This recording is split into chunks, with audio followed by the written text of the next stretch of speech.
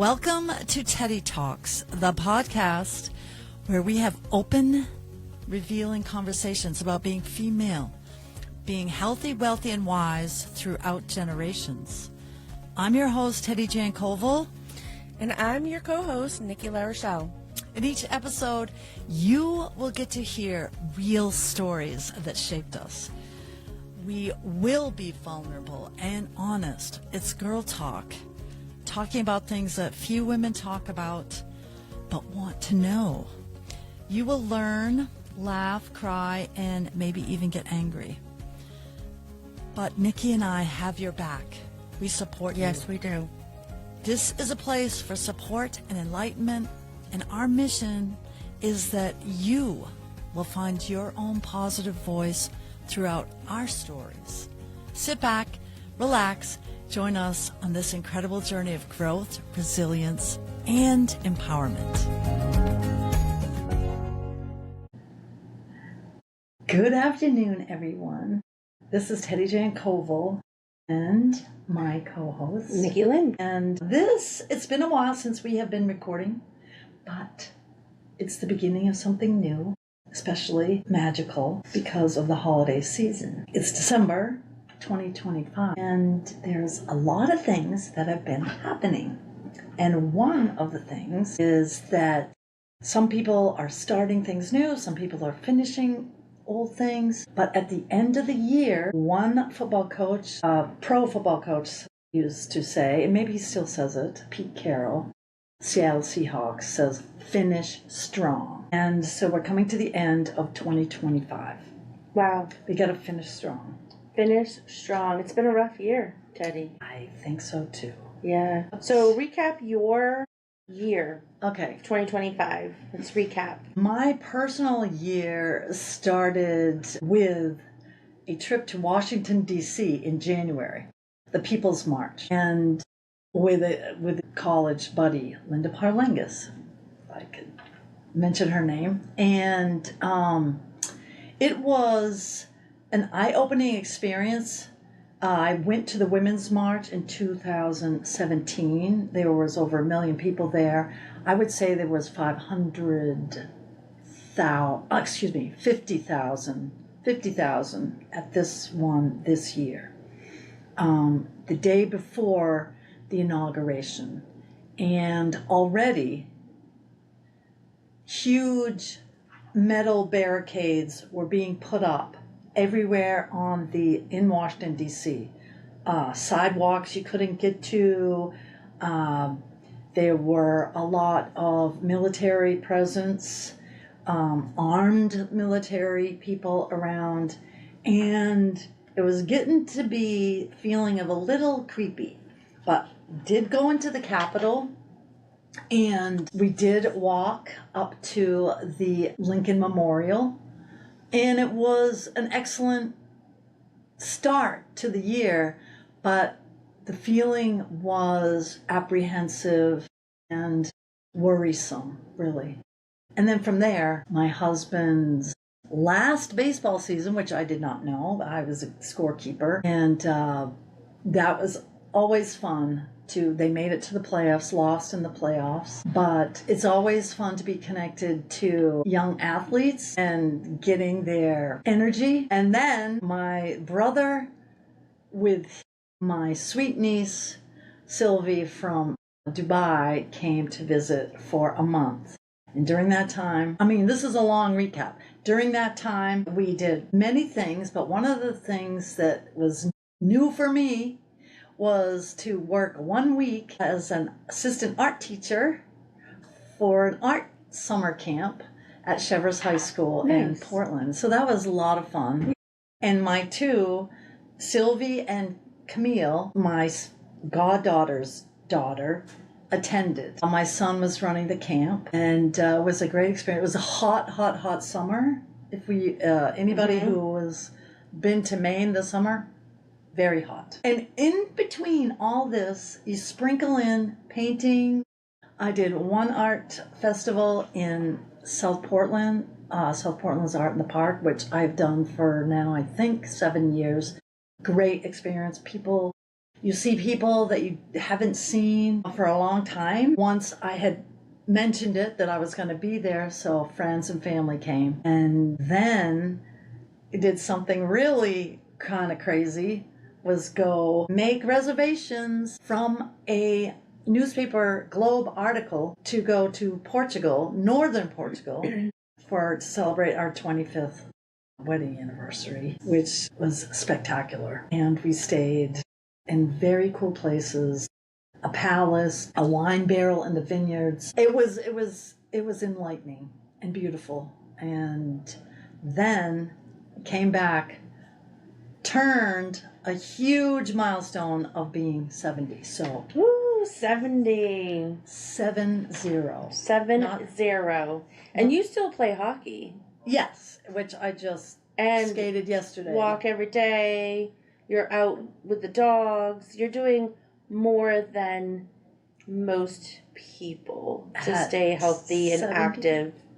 70. Well, first of all, I've never been 70 before, so I don't know how you're supposed to act. What the rules are. Well, I don't know what the rules are. This whole season is going to be about maybe breaking rules and changing people's paradigms about what age means. Right. Okay. So from that, my sweet niece, Molly Michelle Roy, got married on Indigenous Peoples Day weekend down in Biddeford. And we had the whole family there. Heartwarming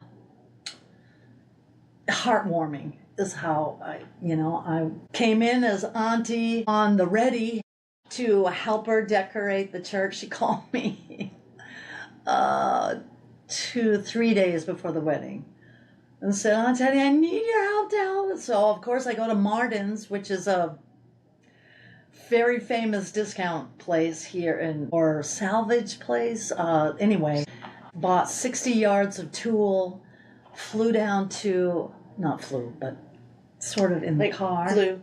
Drove. In my Telluride. Yeah. And we decorated the church. I managed to accidentally take down some of the vines on the church because I couldn't find the windows and it had overgrown the church. I was like, how are you going to get light in here? So there's going to be windows on the outside.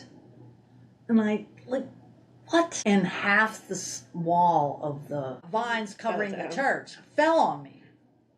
That was the drama. But anyway, I kind of pleaded sorry to the maintenance landscaping crew that came by and said, "What are you doing?" I said, "I'm sorry, I didn't mean to. I'm just trying to get to the windows."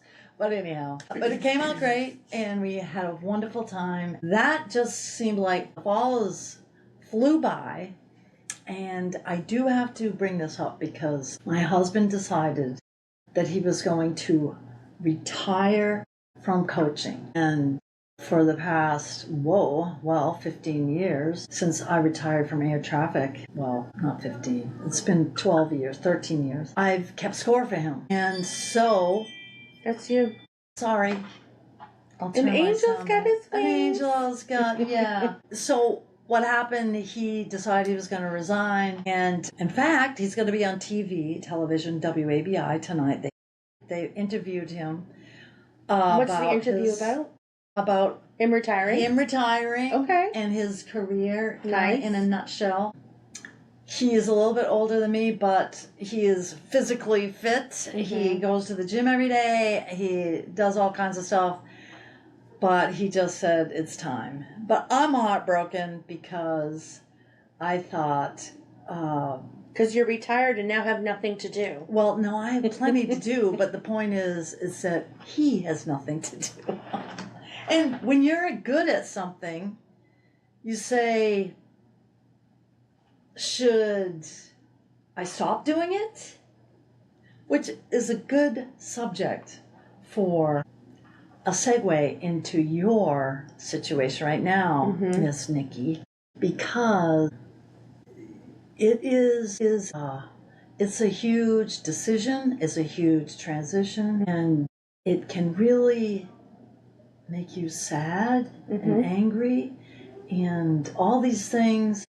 But it's also good to reflect on like, oh my gosh, all these things happened because of it. I want to, I'm gonna let you give the floor to you here in a sec, but I just finished this book by Angela Duckworth. I'm really excited to read it. It was actually written in 2017, but she's got other questions and things in the back. One of the really good things, it's called Grit. I believe she got her PhD from Harvard, but maybe she just graduated from Harvard and then got her PhD other places. But she examines grit, and there is a grit, which I'm going to ask you, a grit questionnaire scale that you have to answer about yourself so that you can score yourself on how gritty you are. How gritty you are. And here's the thing that she did find out, though. Grit can improve. Mm-hmm. It's not like, so can your IQ, by the way. It's not like you're born with it, necessarily. No. But the segue into this whole thing, she interviews some pro coaches, some players, a lot of people. But John Wooden, one of his quotations, success is never final. Failure is never fatal. It's courage that counts. And I want to repeat this. Failure is never fatal. Success is never final. So if you change courses, now, yeah, we'll discuss that in a second, but if you change directions, one of her big things about grittiness is when you start something, she talks about parenting, and even as adults, when you start something, you finish it through. Like if you've paid for yoga classes for 8 months or whatever, 8 weeks, you don't quit in the middle of it. Right. You see it through to the end. And then to the end of the season. To the end of the season or the end of whatever you paid for. Yeah. Or the segments. I mean, my kid wanted to play the viola and I'm like, fine, but he wanted to quit after a while. I go like, yeah, no. I bought the damn instrument. I didn't even know what a viola was. Right. It was your idea. And that is like a violin? It's like a violin. Okay. Bigger than a violin. Because he was a boy. Apparently they said, okay, you're a bigger person, so you just do the viola instead of a violin. Which he got good at it. And he was, liked the crowd of kids he was with. And I wouldn't let him quit. Well, no. I've done the same with my kids. It's like, I don't want to do this anymore. Well, you've got to finish the season.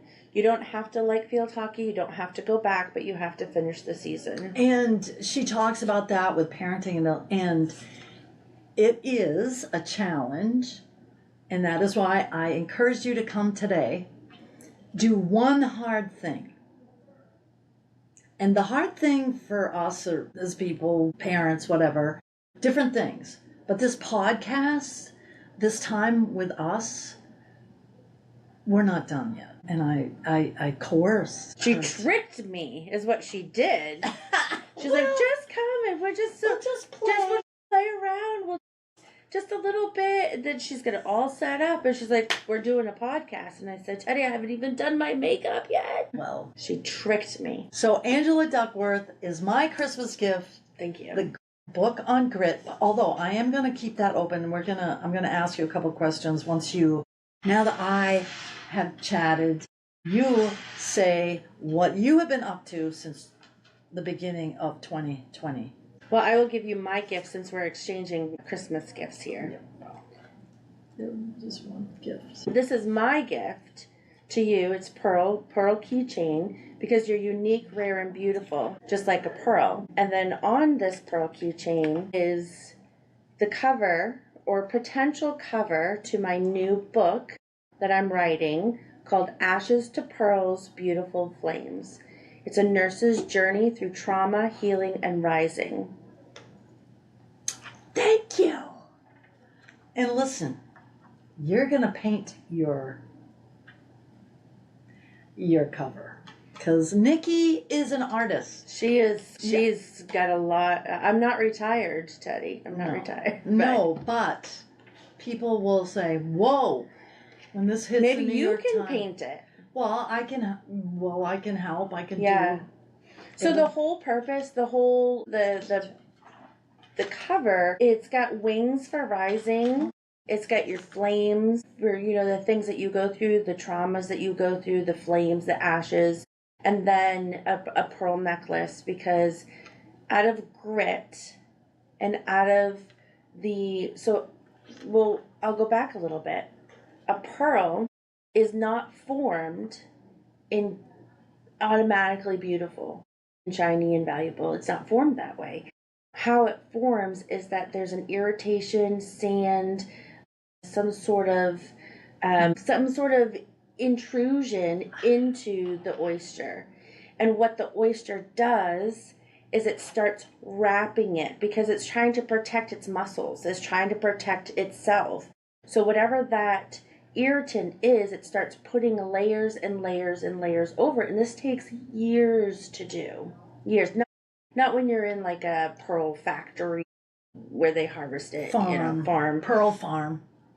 But in the wilds, it takes years, and it does layer by layer by layer, and it forms, and it'll keep going. That's why you'll find. You mean bigger and bigger and bigger? As long as that irritant is in there, as long as the oyster is alive, it's going to keep wrapping that up until it has felt like it's protected. And then what happens is, it's kind of, maybe this is good for the podcast, maybe it isn't, but to get the pearl out, you've got to break the shell.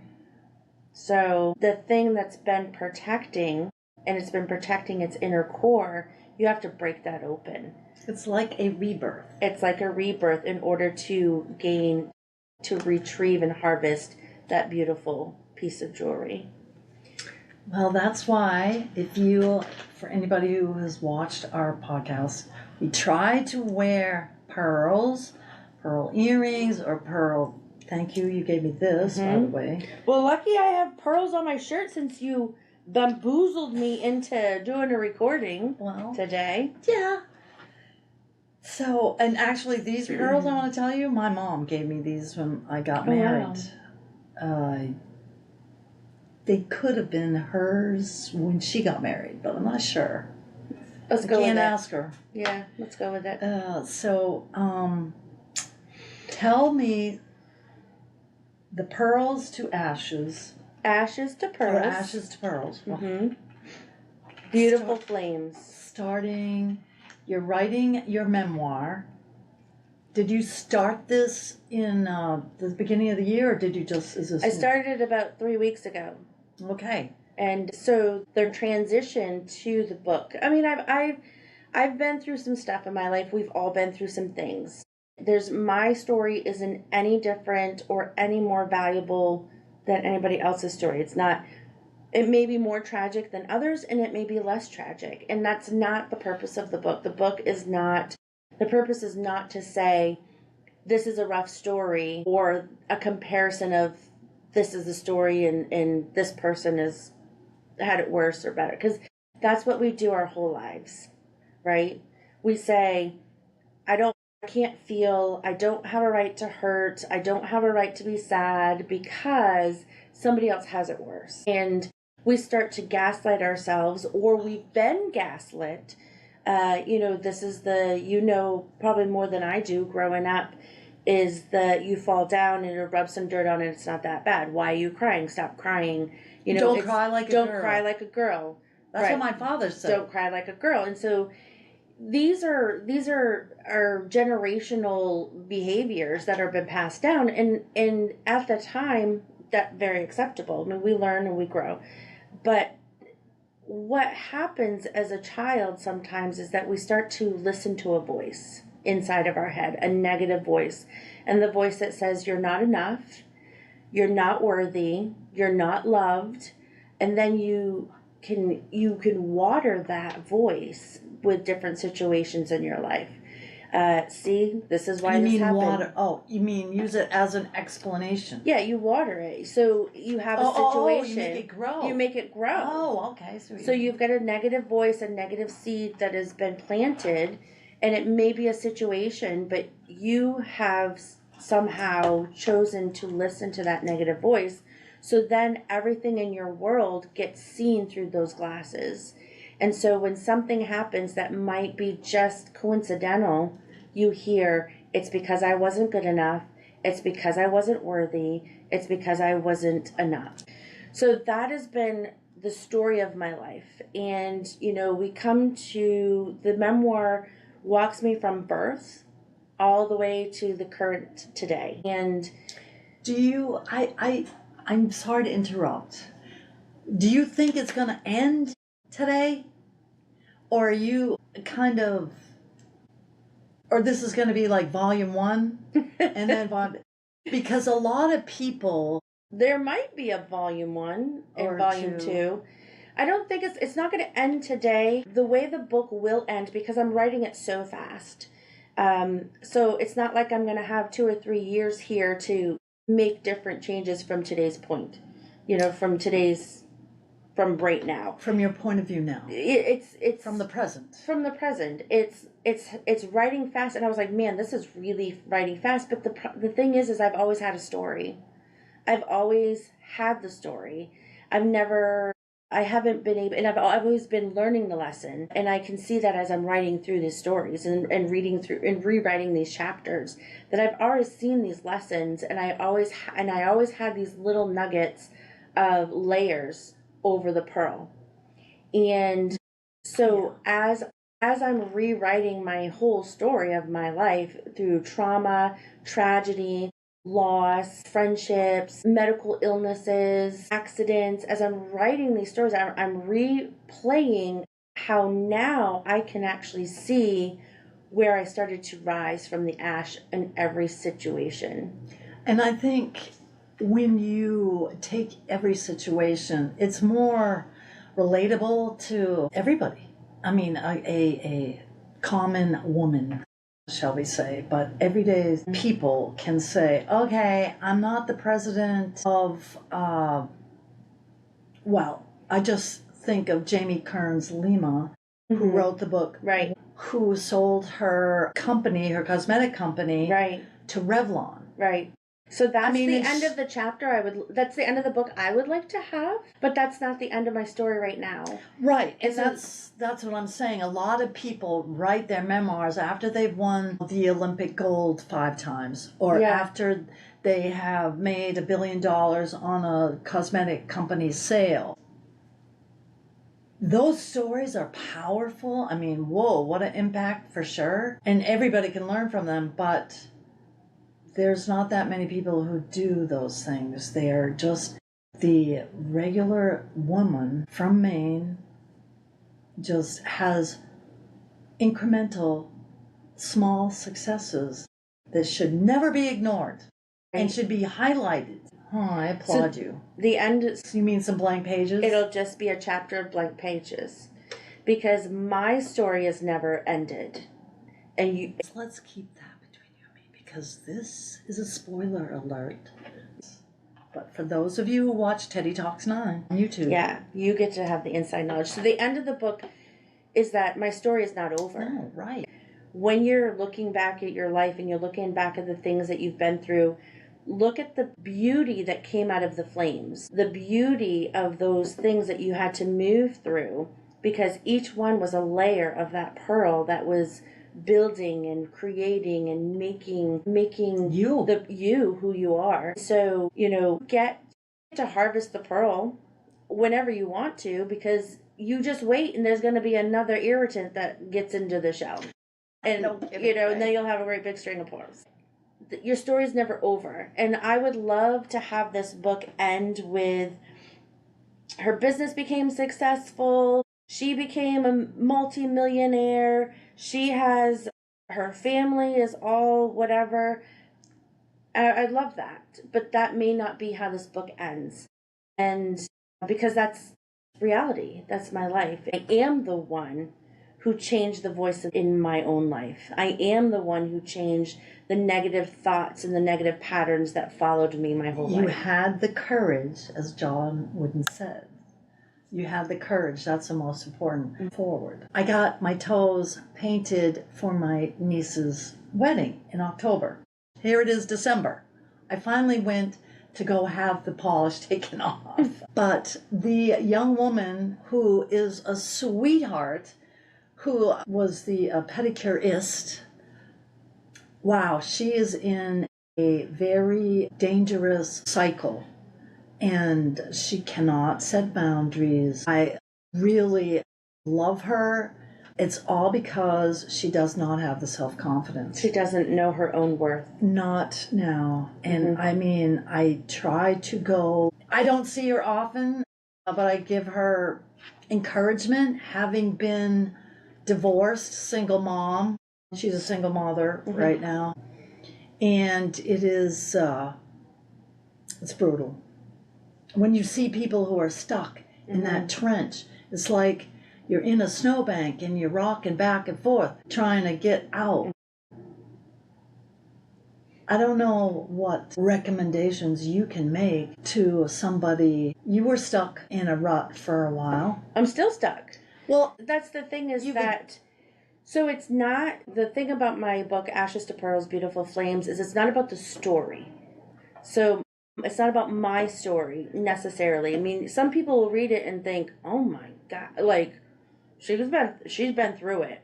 Some people will read it and think she's not been through anything compared to what this person. But so it's not about the situation.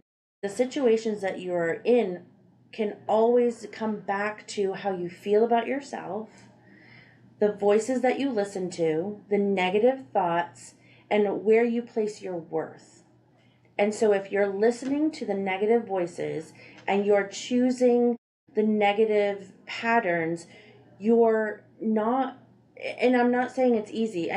Let's put the disclaimer here. I'm not a therapist. I'm not a licensed therapist. Right. I am a nurse. But these are my stories, these are my thoughts, these are my opinions. Like, and yes, and be inspired. Because it's about looking in the mirror every morning and saying, you're the only person that I have to make sense. You're the only person that I have to take care of. You're the only person that has the choice to make different choices or to do different things. You feel so stuck sometimes, and then you hear that pattern in your brain. So, you know, one of the very real things is that when I was building my lounge, things that happened that were really very upsetting to me, as a person, as a friend, as a human. And the last words I heard from somebody who had betrayed me was, maybe you weren't cut out for this. Maybe this isn't for you.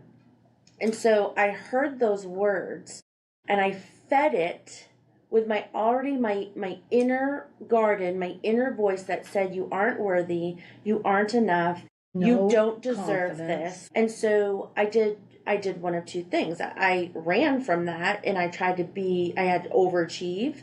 I tried to take on more than I could. I tried to prove that those voices in my head were wrong. And in that's where the Beautiful Flames comes from. Because I learned a whole lot, but I was on fire. You know, like my things are on fire, but I'm learning from it. And then I stopped and I said, maybe the behaviors that I was doing was trying to prove that I was worthy, that I was supposed to do this. And then I had to take a pause and say, maybe what I designed or what I did was trying to run from that voice instead of doing what I really feel like I'm called to do. Well, I think the moment you were expressed the most betrayal was exactly correct. You were not meant to be stabbed in the back by a friend. Nobody was. You're right. I am not meant for this. And I'm out of here. And I didn't hear that, though. I didn't hear, because as you're saying it, I'm like, yeah. She hit the nail on the head, all right. So that is where that voice is really, you're in the power seat. You're in the control, because the voice I heard, or the words, whether it's the words or a situation or a person or a thing, the words are just words. they're that person's opinion, they're that person's behavior. And so it's when you take those words and you put it inside of you, and it is being fed by your already negative voice and your negative comments to yourself, it gave power to those words. And that's what this book is about taking back your power.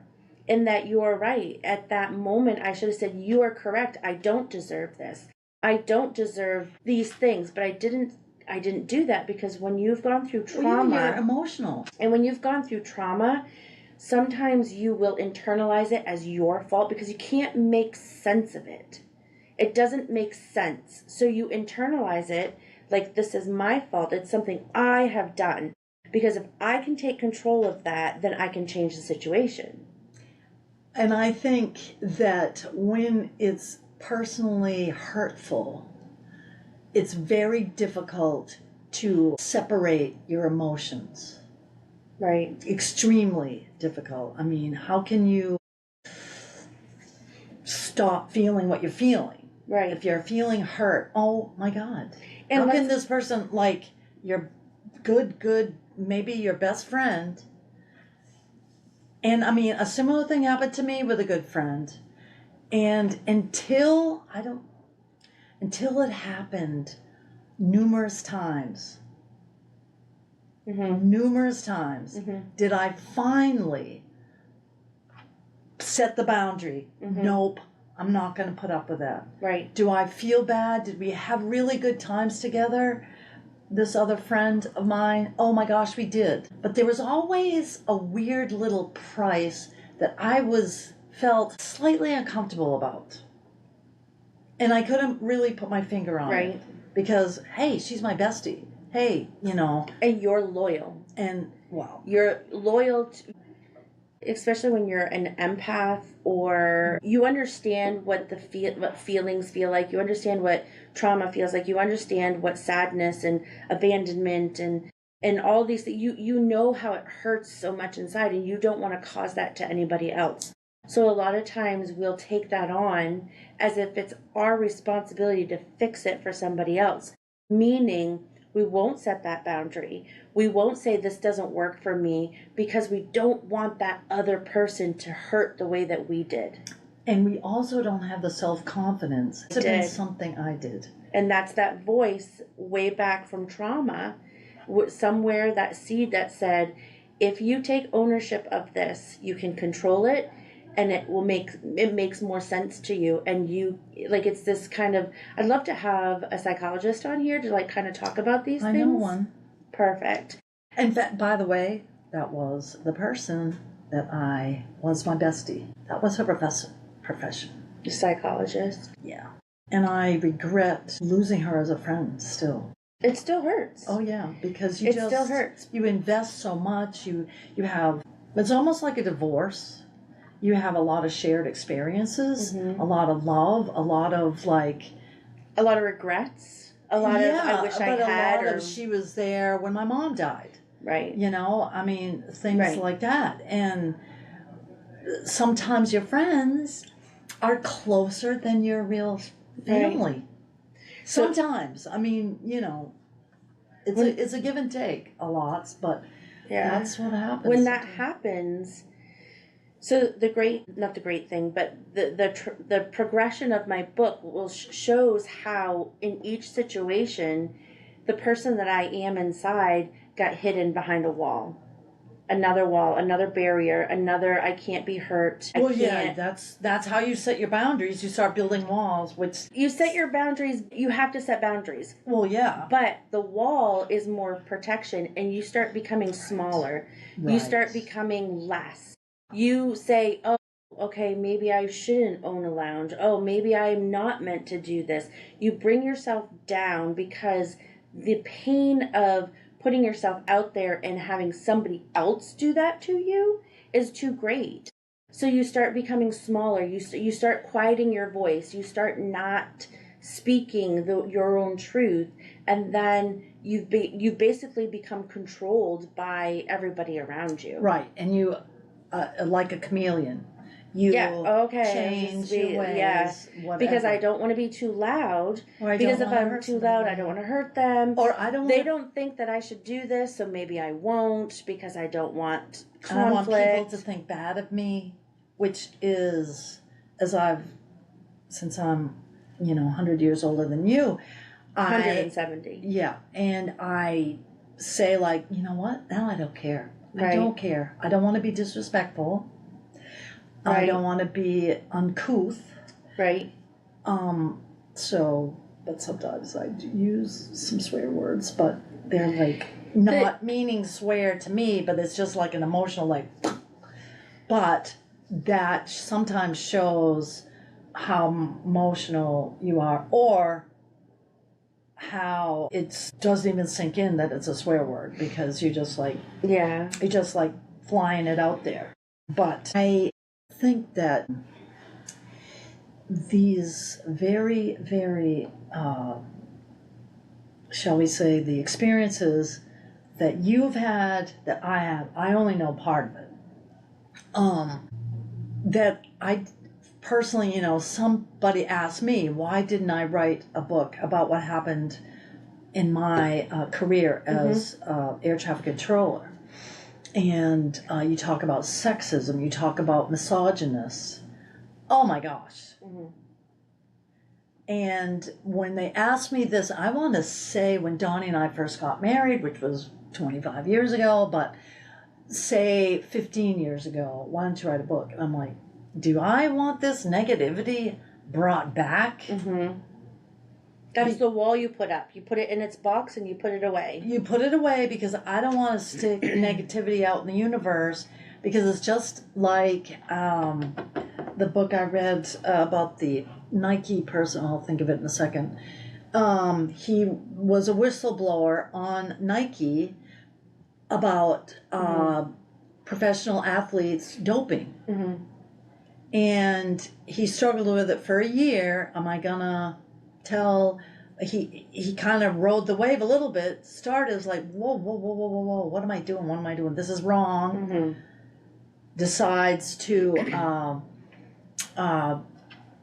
Decides after a year to make it known, and it took him 10 years. 10 years of legal, of bashing. Personally, he was attacked, but of course now he's written a bunch of books, and I'll think of it here in a second who it was. Maybe you know someone. So you not writing the book, there's a couple of things you can think about. Is it you saying, I don't want all this negative energy for my life? Or is it you to return? Or is it you saying, I want to protect, or I don't want to cause, there's this, it's twofold, and this is where I would love to have the psychologist break this down for us. Because if you're not writing the book because you don't want that negativity, you've packed away and you've healed, or you have gone through that situation, you don't want to bring it up because it doesn't bring you peace, then there's nothing wrong with not writing that book. If you're doing it because you're still feeling like you're a small voice, you're still feeling like you don't have the worth, the right, or the value to say your story, then that's something to look at. But so it's either or. Well, I mean, it's not either or. This person who wrote about Nike, of course, when you make these allegations, you've got to have facts, which he did have, and all that, because the people, big time people are going to be affected, and they could sue you, right? And I think that with me working for the Federal Aviation Administration at the time, and that's what my story would obviously include, those experiences, I don't want the backlash of possibly, litigation. Yeah. I just don't. So you're protecting your peace, though. I'm protecting my peace. And that gives you power because you know your worth. I don't want to do this because I don't want to go through these stages.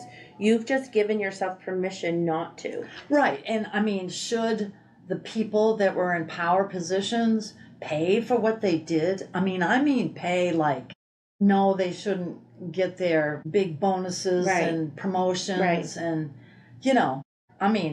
I'll tell you right now, I had a sexual harassment Right. case, which I won. But let me tell you, here's a little spoiler alert. They asked me what I wanted to have happen. They asked me, do you want this person to lose their job? What? That's a lot of pressure. Talk about pressure. And so then, no, I said, no, I don't. But guess what?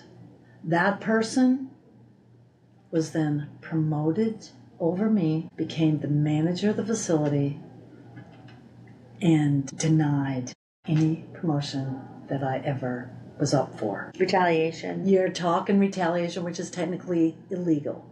Right. And then they promoted him to the head of the FAA in New England. Mm-hmm. Great. So how did that make you feel? I want to throw up. Yeah. When my father was reading the Globe one day, he goes, yeah, there's this article about the FAA, and they get the New England person. And I saw it in the Globe, and I go, like, you've got to be kidding me. Awesome. So that would be flames. That's flames, right. That would be ashes. Now let's unpack that situation. What did you do that rose above that? Well, I have a podcast. And you're empowering Starting other women. Trying to. Right? So that's the whole purpose of this book, is that situations will change. Everyone has a situation. Everyone has flames in their life. Everyone has grit. Everyone has sand. Everyone has an irritant. Everyone has something that's threatening their being. And so those things cannot be controlled. Not always. I mean, some things you can, but the one and only part you can control is that you say, I am worthy, I am valuable, I matter, and what I do from this point out is protect myself, however that may look. And you're going to learn through different ways that didn't work out. You're going to lash out. Grief comes with anger comes with grief. You're going to do things that you think that was so dumb.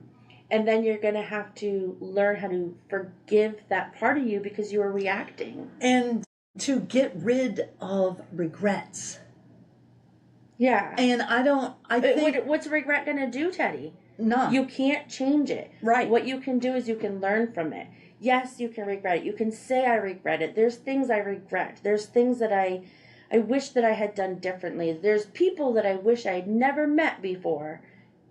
But instead of focusing negatively, what did that person teach me? What did that situation teach me? How did I become a stronger person because of it? How am I writing a book because of all these other things that felt like it was, those negative voices in those situations? But now here I am because I have the power to rise above. And you do. And I think that writing it, putting it in black and white or on paper or online, however it is, I think that it is, your catharsis. It's healing.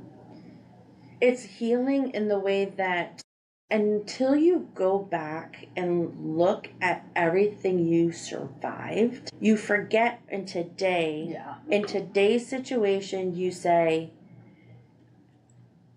oh, I don't know how I'm going to make it through this. I don't know what to do.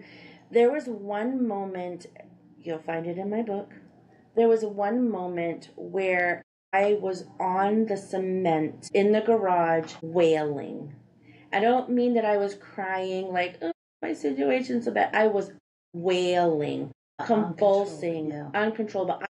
My emotional system, my nervous system, my tolerance was kaput. And I had somebody that was in that area step over me and leave you there? And leave me there. Oh my God. And I had to say that person didn't know what to do. And that was their way of protecting themselves. But it put me more in like that, back in that negative voice, like, you are abandoned. Nobody loves you. You're not worthy. This person won't even help you as you're wailing and convulsing in this emotional crisis on a cement floor. But then this is where I want people to understand about themselves. I didn't stay there forever. But what made you get up? I got up. I chose it. Nobody helped me up. You know, and I think when you describe that in the book, please say how long you were there and what thoughts in your head. All of them. Came that made you get up. To get up. To get up. Because I think that is the lesson, right? Somebody walks in, sees you're freaking out in their mind, and walks by. First of all, I don't know how many people could do that. Yeah. I mean, how many people could just see somebody obviously in distress? Oh yeah, that's just Nikki. She's just losing her mind. I'll step over her. It's not something like you did it all the time. Correct. Like what? That person, I guess that probably tells you a lot about that person who did it. Yeah. But when you write your book, this is what I'm urging you on. My husband is going to edit it, help her. I'm not saying you're not honest, but describe it exactly. Right. In every single book that I've ever read, like, it's not like generally, yeah, I felt sad. No. Tell exactly why you felt sad. Yeah. What is it that Donnie says? Don't tell me that the fat lady came out to sing. It ended with the fat lady saying, however, what is that term? He goes, it's not over till the fat lady sings. Yeah, not over till. Okay, bring her out on stage and tell me how the fat lady was singing. The fat lady's singing, now it's over. Yeah, so don't, but really describe the little nuances about that. So the crazy part, this book is going to be really like, what in the, but the thing is that I look back and that was a really hard time. And I actually had somebody that I talked to that helped me to realize it was me that stood that day, that was me that made the choice. And they were very powerful in helping me through that. And that very same person was the one that went on to betray me later. Right. So this is the whole purpose of the reason, what I want to get out of my mission, my lounge, my book, is that people will fail you. People will step over you. People will watch you in your worst, most vulnerable time, and because of their inner voices and their ability or their emotional maturity or their psychosis or their hurts or their walls, they may not behave the way that you need them to or want them to. But at the end of the day, you stand up. You choose you choose your value, you choose your worth, you choose the voice that says you're enough. Yay. So, but this is all brought about because you are stopping a hard thing. And what is I'm that? Transitioning. So, are you... Nikki owns yes. a wellness lounge. Yes. And it's hard. Business is hard. Wellness Lounge. So my mission has always been to change the industry, to not be about rushing people through, making money, making beautiful faces, having people strive for perfection. So even though I'm in the med spa industry, even though I'm in the IV vitamins, hydration industry, my mission is always to get to the root of the person and say, you are enough, you are unique, you are rare, you are beautiful, just like a pearl. And that means if you don't want to spend $7,000 to be the perfect face that you are, let's find the beauty that you love about yourself. What do you love? What are the things that you would like to have more confidence in? And so what part of the chapter is closing? That So that was my mission. That's how I started. And one of the challenges that I've had this year is that self is always on the back burner for people. For Maine women, unfortunately. And for Maine women. And self-care isn't selfish. But people think it's selfish. And people think that the economy has shifted. And the economy, inflation is a real thing. Rent is a real thing. The way that the cost of things are real. And so people are choosing, and rightfully so, they're choosing their oil, they're choosing their mortgage, they're choosing their food. Yeah. They don't, because my clients or my market is not so much the people that have expendable income. My market, and who I've always tried to reach to in my business, is the everyday people, the people who care for other people, whether that's your mom, your dad, your kid, your boss, your whatever you're doing, and try to reach them and say, you have to take care of yourself and whatever that looks like so that you can continue to take care of others. And you're worthy and you're valuable and you do deserve it. Because that's number one thing. They'll say, I don't deserve this. But why are you excluding some of the people who do have money that would, you could use the same? I'm not excluding okay, them. because you just said your target. My market. Yes, okay. Because there are many market neighbors that are already serving that clientele. There's multiple. I don't know. There are multiple businesses that are already serving kind of that high-end clientele. And there's I don't know how to say it, but the average person is not being served. The average person is not given an open door that said, you're welcome here. It's affordable. You're worth it. You're worthy of it. And other market shares they'll have those words, but there's kind of like an air about it that feels uncomfortable sometimes. Right. I'm just trying to get, are you closing your lounge? So I'm reducing my lounge to one room. Okay. So it won't be the 3 rooms anymore. Will be the one room. And then I'm transitioning to doing mobile appointments. But because of the economy and because of the way things are, I have to go back to bedside nursing. Yeah. Because it's been 3 years and I haven't taken a paycheck. So I have to again, it's the flames, right? But you learn from all of this. You have to reconsider what it matters, like what's your mission? Can you do that mission outside of high rent? Right. Can you? And I don't mean to interrupt there, but the point is maybe if enough people refuse to pay the high rents for downtown Bangor to run a business, they'll get the big picture. Time to lower the rents. Rent isn't really bad where I am. It's not too bad. Rent everywhere else is kind of bad. I mean, rent is rent. I mean, money's money. In order for me to have the lounge, it takes an immense amount of money. I have to pay a medical director. I have to pay a physician to do all of my good faith exams. I have to pay medical insurance. I have to pay my EMR system. It's all these extra things that are really expensive. And then my products, those have all gone up too because of inflation. So I'm trying to meet a market that doesn't have a lot of expendable income, but all of my expenses are going up really high.